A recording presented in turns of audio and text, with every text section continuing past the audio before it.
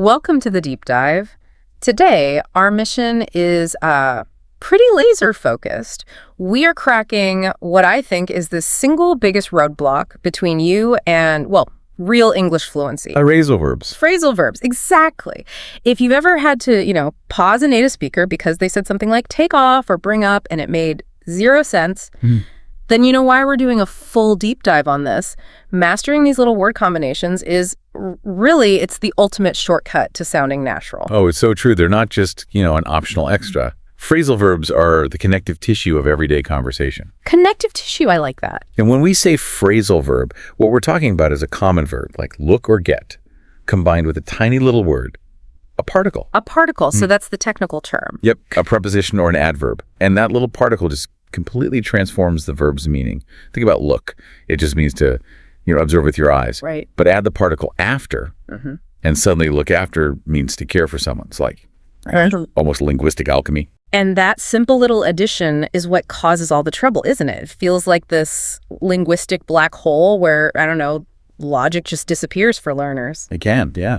So to navigate this, we're using a great foundation today. It's a quiz that tests your knowledge of the 10 most essential phrasal verbs. We're going to walk through all 10, one by one. And the goal here is that by the end of this, you won't just pass that quiz. You'll actually understand the subtle rules that, make a native speaker choose one verb over another. Right. It's not about memorizing. Exactly. We're drilling into the nuances. And to make this a bit easier to digest, we've organized them into 4 groups. Okay.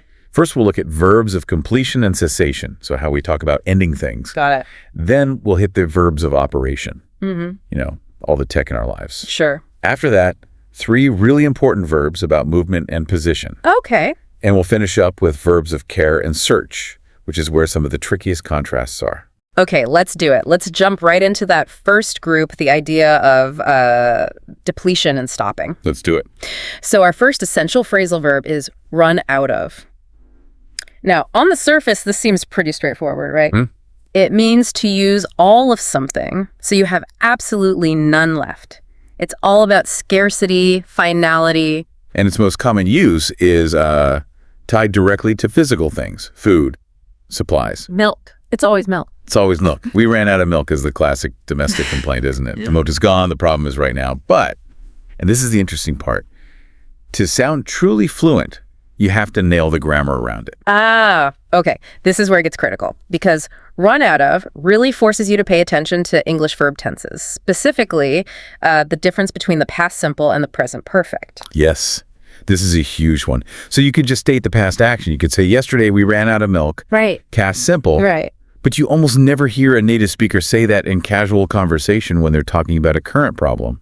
What you hear constantly is the present perfect. We've run out of milk. Exactly. We've run out of milk. So why is that? Why the preference for we have run out? Because the present perfect signals that a past action has a direct, tangible consequence right now in the present. Okay. When you say we've run out of milk, the main message isn't about the past. The message is about the current situation. Which is we have no milk. You have no milk, and therefore we need to go to the store now. Yeah. The focus completely shifts from when it happened to the result that's affecting us right now. It's just a very, very efficient way to communicate a current need. Right. Without having to say, the milk is all gone, so we must now go and buy some more.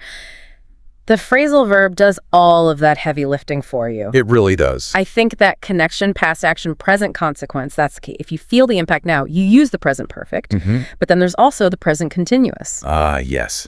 The third piece. And that signifies the process of depletion, not the final result. So it's happening, but it hasn't finished yet. Exactly. You're in a meeting, you look at the clock, you know you only have an hour, and time is ticking away.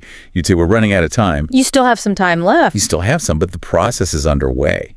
And it usually has this tone of urgency, a warning. It's an active countdown. And this is where the versatility really comes in, isn't it? Because run out of just immediately leaps from the physical, like milk or gas, for the the abstract. Absolutely. We don't just run out of tangible things. We run out of patience. Oh, that's a great example. Yeah, that warning, I'm running out of patience, uses that continuous process to signal an emotional boundary, Yeah. It means my tolerance is actively shrinking, and if you don't stop, I'm going to hit my limit. Right. You can also run out of ideas in a brainstorming session. Or run out of luck. It just provides that instant sense of having exhausted your supply of any resource, whether it's liquid, mental, or emotional. And a quick grammar note on this one, it's almost always inseparable, right? Oh, yes. Good point. You can't run the milk out of the object, the milk. It has to come after the whole phrase. That's a great point. It's a solid unit. And that's a rule we'll have to keep an eye on because some of the other verbs we'll talk about, they can be split up. Okay, moving from depletion to cessation, our next one is give up. And the core meaning here is pretty clear. To stop trying to do something. Yeah, and for anyone, learning a new language, this one really hits home. The source material had this great motivational line, don't give up just because you made a few mistakes. It's part of the process. Exactly. It speaks to that idea of perseverance, pushing through temporary frustration. If you spend an hour on a tough math problem and just can't get it, you might finally. You give up. You give up on solving it. It's like an admission of temporary defeat. But, and this is where the complexity comes in, the meaning of give up changes dramatically depending on what you're giving up. Right. When it refers to a long-term habit or an addiction, it becomes much more permanent. It means quitting. That's the crucial distinction. That's what you have to get. If the object is a task, like the math problem, giving up is often about temporary frustration. But if the object is a habit, like smoking, giving up means permanent cessation. Right. Let's use two examples. If I say I gave up running marathons, Okay. it probably means I just stopped doing it. Maybe I got injured or I don't have time. It's a change of plan. Sure. But if I say I gave up smoking, That's a whole different story. Yeah. That means you quit. It's a definitive, long-term lifestyle change. The finality is completely different. and you can use it abstractly too, can't you? Like with relationships. If you give up on a person. Oh, that's a very subtle, high-level use. Yeah. It means you stop trying to help them, or you stop believing things can get better. You're stopping your emotional effort. Or when a doctor says, we have to give up on finding a cure, that's the most dramatic form. The stopping of hope. Mm-hmm. Exactly. It covers this huge spectrum, from quitting a project at work to abandoning a bad habit. It's an incredibly versatile phrasal verb. Fascinating. So we've gone from the urgency of depletion to the finality of stopping. Now let's pivot to controlling our environment. Okay, let's do it. So part 2 brings us to the most frequently used phrasal verbs for operational control: turn on and turn off. Now, some might say these are too obvious, but I think that's precisely why they're so important. I agree. They're the ultimate obvious pair. They're direct opposites for activation and deactivation. But their simplicity is, well, it's deceptive.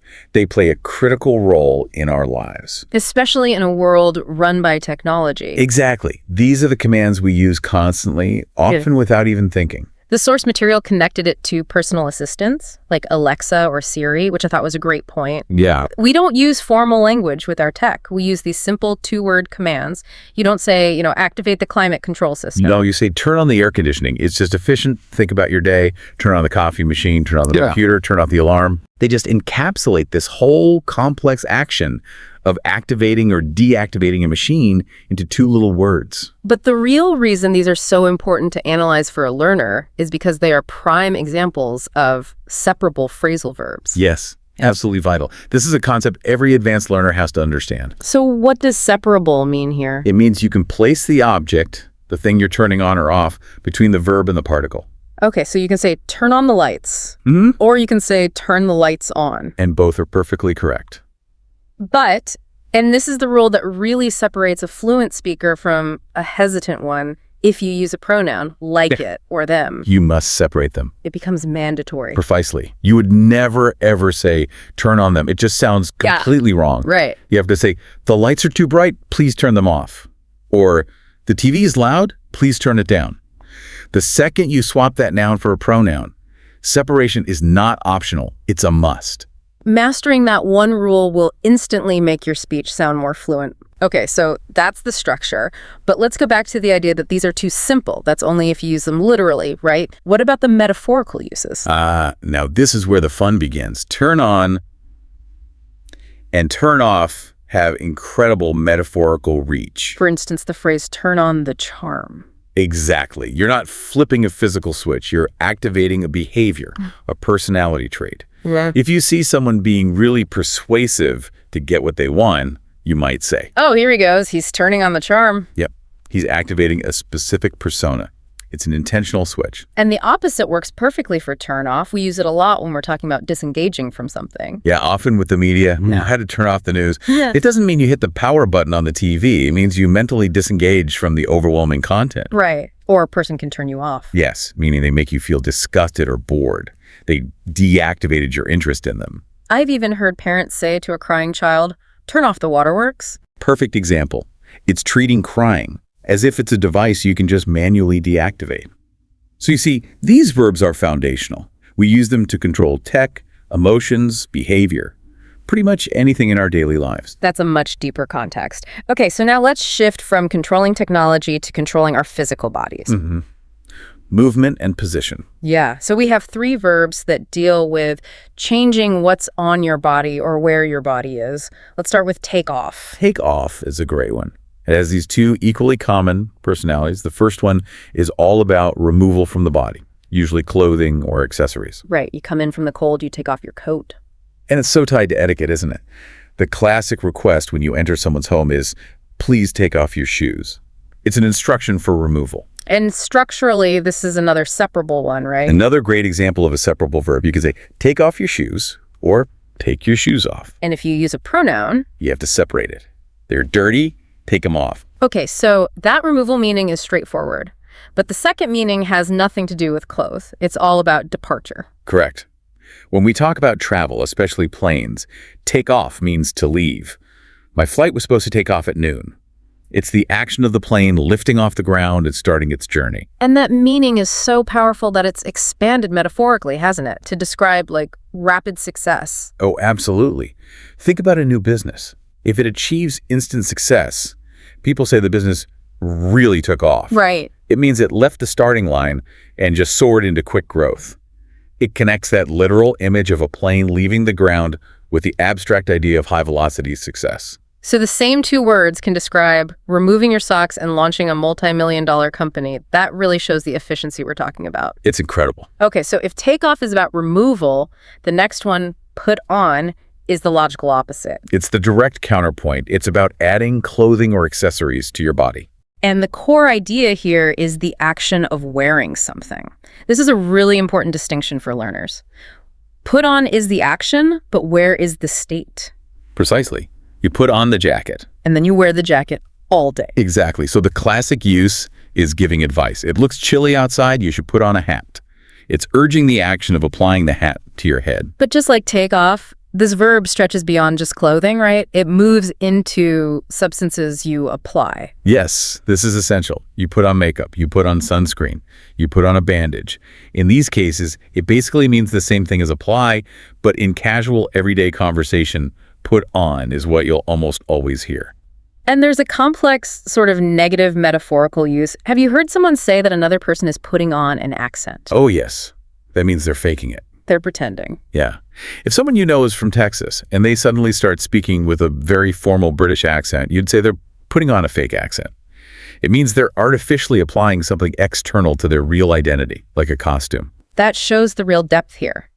And structurally, put on is also separable. Also separable. Put on the sweater, put the sweater on, and if the sweater is in your hand. Yeah, you have to say, put it on. The pronoun rule still holds. Always. Okay, our final verb in this movement section is get up. A phrase that marks the start of our day for most of us. The first, most common meaning is simply waking up and getting out of bed in the morning.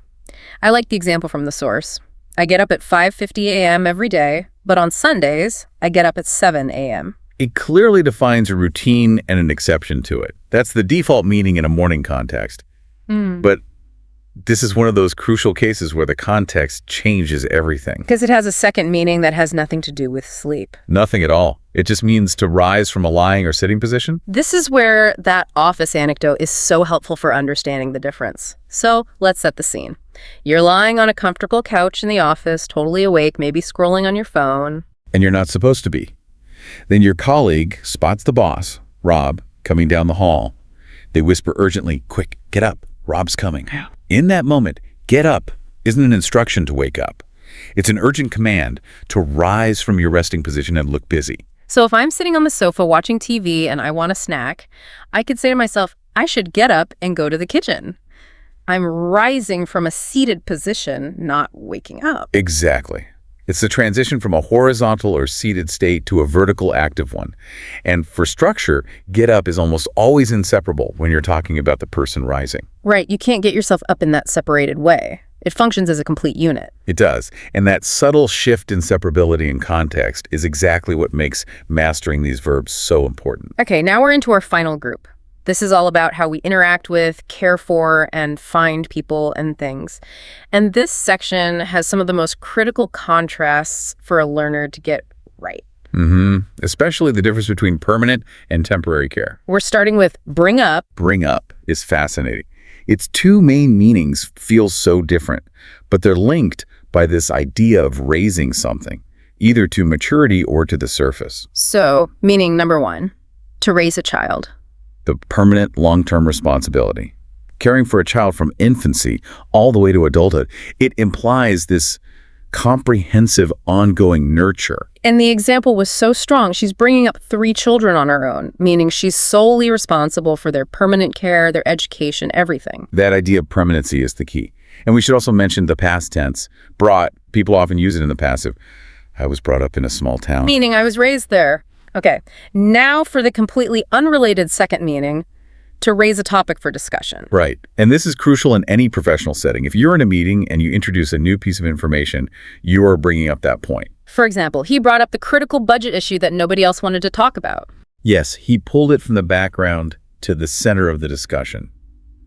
And often, there's an implication about the timing or the difficulty of the topic, isn't there? Yeah, you don't really bring up the weather. You bring up something that's sensitive or difficult. Right. You might even preface it. You might say, look, I hate to bring this up, but we need to talk about the deadline. The hesitation shows you know the topic is a difficult one to raise. Okay, so that's bring up. Now let's move directly to look after, because this is where we see that critical contrast we mentioned. Yes. Permanent versus temporary care. This is a distinction that really separates an intermediate learner from a fluent speaker. So if bring up means permanent responsibility, then look after means temporary care, just for a limited period of time. So as a parent, you wouldn't say, I am looking after my children as a general statement. No, that would sound very strange. Unless you are specifying a very temporary moment, like, I'm looking after them for 5 minutes while my spouse is on the phone. The temporary context is everything. The example from the source was brilliant. My son's 16, so he looks after his younger brothers while I'm at work. Perfect. The 16-year-old is the temporary caretaker for a defined window of time. He's not raising them, he's babysitting them for a couple of hours. And this extends so easily to objects and pets. Oh, absolutely. This is the phrase you use before you go on vacation. Could you look after my cat while I'm away? Or even for a few minutes. Can you look after my laptop? I just need to use the restroom. In that context, look after basically means guard or take temporary custody of. And that detail about responsibility is so key. When you ask someone to look after something, you're placing a lot of trust in them. I loved the joke in the source material. You better not kill my plants. It perfectly captures the seriousness of that temporary responsibility. It implies you need to be careful. And structurally, look after is almost always inseparable. Right. You look after the cat, you never look the cat after. The object has to come at the end. Always. Okay, finally we have look for. This brings us back to a simple, very high-frequency action. Look for is a phrasal verb of searching. It's very straightforward, to try to find or locate someone or something. And this is the language of, like, universal daily frustration. We're always looking for things. Aren't we? Our wallet, our keys, the TV remote.